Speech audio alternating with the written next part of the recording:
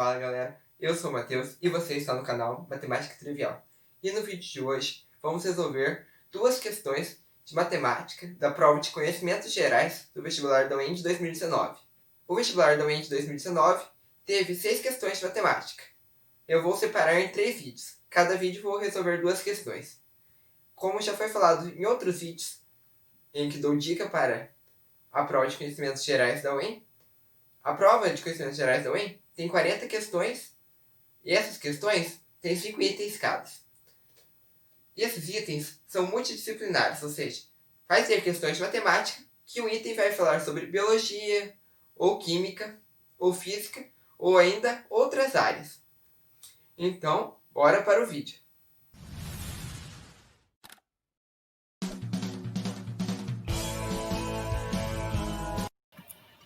Muito bem.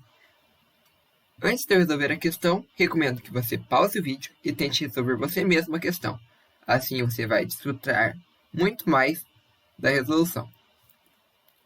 Considere a função f, que vai de 1 até o 10 aos reais. Essa primeira parte é o domínio da função, ou seja, é os valores que ela pode assumir, os valores de x que ela pode assumir, que vai para o R. O R, no caso, é o conjunto dos números reais e é o contradomínio da função. Seriam os valores de y, que a função pode assumir. Para a função f de n, é igual à massa atômica do elemento químico, que possui número atômico n. Assinale o que for correto. Item 1. A função em questão é crescente. Item 2. A soma das imagens dos números atômicos de gases nobres que estão no domínio de f é maior do que 25. Item 4. A função f é injetora. Item 8. Há somente um halogênio, cujo número atômico pertence ao domínio da função f. Item 16. A função f é sobrejetora. Para podermos resolver esta questão, vamos precisar utilizar a tabela periódica. Mas fique tranquilo, porque na última página do vestibular tem uma tabela periódica igual a esta, com número atômico e número de massa. Vamos para o quadro para resolvermos esta questão. Muito bem, para resolvermos essa questão, temos que ter em mente os conceitos de função, que vem da matemática, e os conceitos de tabela periódica, que vem da química. Então, a questão diz que temos uma função f de n, que para cada n gera um a, onde n é o número atômico e o a é o número de massa. Se pegarmos a tabela periódica, aqui temos o número atômico e aqui em cima o número da massa. O domínio é de 1 até o 10. Ou seja, os valores que n pode assumir são do 1 até o 10. E os valores de a são os números reais, ou seja, todos os números reais. Com a tabela periódica em mãos, vamos fazer a tabelinha do n em função do a. Então, com essa tabela em mãos, vamos poder resolver o exercício. O item 1 diz que ela é uma função crescente. O que é uma função crescente? Que tem esse comportamento. Ou seja, que quando o x cresce, o y também cresce. Aqui temos valores crescentes. 1, 4, 7, 9, 11, 12, 16, 19, 20 também são valores crescentes. Ou seja, essa função é uma função estritamente crescente. Assinala o item 1 porque ele é correto. O item 2 afirma que a soma das imagens dos números atômicos dos gases nobres presentes no domínio é maior do que 25. A tabela, veremos que os gases nobres são a última coluna. No caso, que está contido de 1 até 10, temos o gás nobre hélio, que tem número atômico 2, e o neônio, que tem número atômico 10. A imagem de x é o y, certo? Então, o 2 é 4, o número atômico, e do 10 é 20. 20 mais 4 igual a 24. E ele afirma que 24 é maior do que 25, o que sabemos que é falso.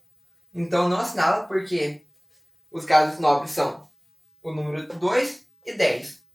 Sua imagem, no caso, é a massa. A massa dele é 4 e a do outro é 20. 4 mais 20 é 24. E ele fala ser maior do que 25. Como 24 é menor que 25, o item 2 é falso, não assinala. Item 4.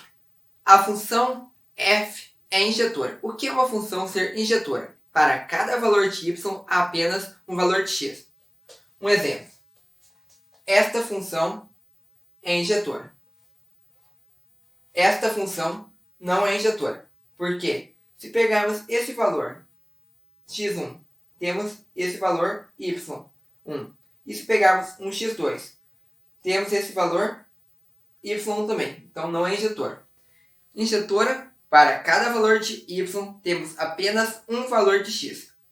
No caso, então não podemos ter valores de massa igual. 1, 4, 7, 9, 11, 12, 16, 19, 20. São todos valores diferentes. Então, é uma função injetora. Assinala o item 4. Item 8. Há somente um halogênio cujo número atômico pertence ao domínio da função. Novamente, se pegarmos a tabela periódica, sabemos que o halogênio é a família 17, ou seja, a penúltima coluna. Número 9. Então, realmente, há apenas um halogênio. Assinala também. Item 16. A função é sobrejetora. O que é ser sobrejetora? Todo valor do contradomínio é uma imagem. No caso, o contradomínio é os números reais, ou seja, do menos infinito, até o mais infinito. E no nosso caso, a imagem é 1, 4, 7, 9, 11, 12, 16, 19 e 20. Não são todos os números reais. Por isso, não é sobrejetora. Para ser sobrejetora, ou a gente ia ter que mudar a função ou o contradomínio. Mas nesse caso, não é sobrejetora. Então não assinala o item 16. Os itens corretos são 1, 4 e 8, totalizando 13. Agora, vamos para a próxima questão. Vamos agora para a questão de número 2. A tabela abaixo apresenta dados hipotéticos referentes à sobrevivência de uma espécie de corimba em diferentes estágios de desenvolvimento em um ano. Com base nesses estados em conhecimento de ecologia, assinale o que for correto. Ovos postos por uma fêmea, 3.000. Alevinos oriundos desses ovos, 600. Alevinos que chegam à juventude, 70. Adultos que chegam à idade produtiva, 2. Com base nesses dados, assinale o que for correto. Item 1. Os dados da tabela caracterizam organismos com muito descendente, com baixa sobrevivência e com nenhum cuidado parental. A porcentagem total de mortalidade pré-reprodutiva para essa espécie é de 87,3%. Item 4. A conservação, a redução e o aumento do número de indivíduos de uma população dependem da condição da resistência do meio e do potencial biológico da espécie. Item 8. O parasitismo, a disponibilidade de alimento, as competições intraespecíficas e interespecíficas e a predação são fatores que limitam o crescimento populacional. Considerando os dados apresentados, o gráfico do número de indivíduos vivos dessa espécie, em função do tempo, representa uma curvatura da sobrevivência da espécie. Vamos agora para o quadro para resolvermos esta questão. Muito bem. Essa questão ela é uma questão que envolve um pouco de matemática, um pouco de biologia, mas a maior parte dela é apenas lógica. É analisar os dados e tirar as conclusões necessárias. Temos aqui então a tabela. 3.000 ovos, nasceram 600 bebês que se tornaram 70 jovens e apenas 2 adultos. Vamos para o item 1. O item 1 diz que os dados da tabela caracterizam indivíduos com muitos descendentes, baixa sobrevivência e nenhum cuidado parental. De fato, 3.000 ovos são muitos descendentes.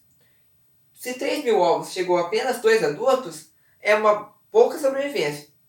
E de 600 bebês, viraram 70 jovens, ou seja, sobrou aproximadamente 10%, ou seja, 90% morreu. Então, nenhum cuidado parental. O item 1 está correto. Item 2. A porcentagem total de mortalidade pré-reprodutiva, ou seja, antes de chegar na fase adulta, é igual a 87,3%. Então, a mortalidade dos ovos, 3.000. Sobrou 2 adultos, ou seja, morreram 2.998 de 3.000. Se a gente calcular isso daqui, vai dar 0,999 aproximadamente. Se a gente multiplicar por 100, para a gente fazer a porcentagem, vai ficar 99,9% de mortalidade total, que é dos ovos até os adultos. Como ele diz que é 87,3%, não se assinala porque é falso, porque a mortalidade foi de 99,9%. Item 4. A conservação, a redução ou aumento de indivíduos de uma população depende da combinação da resistência do meio e do potencial biológico da espécie. O que com certeza é verdadeiro. Porque se tivermos uma espécie deslocada do seu meio, não vai conseguir um bom aproveitamento. Essa espécie, no caso, ela pode ter um potencial biológico muito alto, com 3.000 descendentes. Só que por ou resistência do meio, ou por não apresentar comida, ou falta de cuidados maternos, tivemos apenas 2 desses 3.000 ovos. Então essa é verdadeira, porque o meio e as condições biológicas com certeza influenciam no tamanho de uma população. Item 8. O parasitismo e a disponibilidade de alimento e disputa intra- e extra-específicas são fatores que limitam o crescimento populacional, o que também é verdade, porque parasitas e a quantidade de alimento reduzem o crescimento populacional, e disputas com seres da mesma espécie ou de outras espécies também são fatores que limitam o crescimento populacional. Então o item 8 é verdadeiro. Assinala. Item 16. Considerando o gráfico do número de indivíduos vivos dessa espécie em relação ao tempo, temos a curva de sobrevivência dessa espécie. Então vamos fazer aqui o gráfico de indivíduos pelo tempo. Quando eles estavam no ovo, eram 3.000. Daí na fase bebê, 600. Depois jovens, 70. E depois adultos, apenas 2. Se conseguirmos traçar essa curva, ela vai representar a sobrevivência da espécie. Então, isso é exatamente o que o item 16 fala. Então também se assinala. Porque essa curva, que é uma curva decrescente, representa como a sobrevivência foi baixa, esmagadora. A maioria morreu. Então os itens corretos são 1, 4, 8 e 16, totalizando 29. E é isso. Se você gostou do vídeo, deixe seu like e se inscreva no canal. Qualquer dúvida, deixe nos comentários. Nas próximas semanas, irei estar trazendo os outros 2 vídeos dessa série de 3 vídeos com todas as questões de matemática. Como você vê, as questões de matemática não são só de matemática, pois na UEM as questões são multidisciplinares e misturam matérias. Mas, se você gostou do vídeo, compartilhe com seus amigos. Valeu, falou, até o próximo.